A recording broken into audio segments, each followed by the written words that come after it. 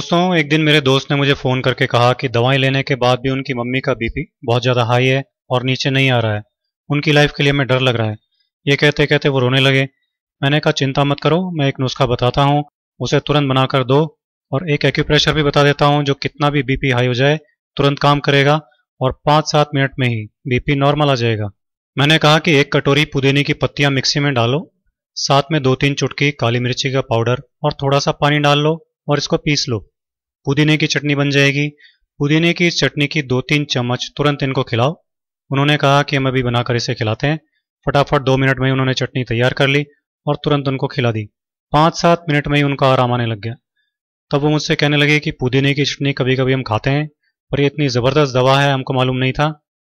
मैंने कहा कि ये घरेलू नुस्खे बहुत तेज़ी से काम करते हैं और बनाने और यूज़ करने में भी बहुत आसान होते हैं, लेकिन बस हमको इनके बारे में मालूम नहीं होता। नेचुरोपैथी और आयुर्वेद में इसको बहुत ऊंचा स्थान दिया गया है।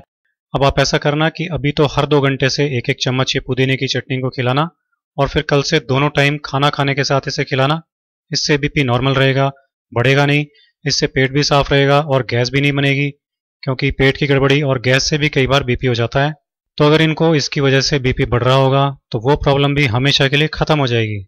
मैंने उनसे कहा कि ज़रा कपड़े सुखाने की 4 चिमटियाँ ले आइए ताकि हाई बीपी का एक्यूप्रेशर भी कर दें। वो चिमटियाँ ले आए। मैंने एक चिमटी उनके बाएं हाथ की बीच की उंगली में लगा दी और दूसरी चिमटी उसी हाथ की सबसे छोटी उंगली में लगा दी। इसी तरह से तीसरी चिमटी उनके दाएं हाथ की बीच की उंगली में लगा दी और चौथी चिमटी दाएं हाथ की सबसे छोटी उंगली में इस तरह से लगा दी। मैंने उनसे कहा कि जैसे ही आपको अनईजी लगने लगे तो आप बता देना, इनको उतार देंगे। 5 मिनट बाद ही उन्होंने कहा कि अनईजी लग रहा है। तब मैंने उन चिमटियों को उतार दिया और फिर बीपी नापा तो बीपी नॉर्मल था। सब लोग ये देखकर चकित रह गए।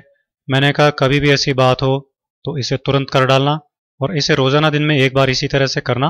बीपी हमेशा नॉर्मल बना रहेगा, जान का खतरा भी नहीं रहेगा। सबकी आंखों में आंसू थे, लेकिन वो खुशी के आंसू थे, क्योंकि उनकी माँ की जान अब खतरे से बाहर थी।